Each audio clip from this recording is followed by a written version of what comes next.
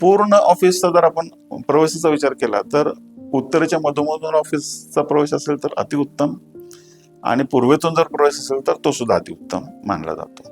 अशा पद्धतीचं ऑफिसमधलं वास्तुशास्त्र. आता जे जुने आहेत, चालू आहे त्यांचं ऑफिस, तर त्यांनी थोडेफार अशा पद्धतीचे चेंजेस जर करून घेतले तर त्यांना त्याच उपलब्ध असलेल्या ऑफिसमध्ये चांगला आउटपुट आपल्याला बघायला मिळेल. पण मला असं वाटतं की ज्यावेळेला आपण एखादं ऑफिस निर्मिती करतोय, एक करोडोची इन्व्हेस्टमेंट असते, जागा विकत घेतलेली असते, त्याच्यामध्ये आपल्याला तो व्यवसाय चालवायचा असतो.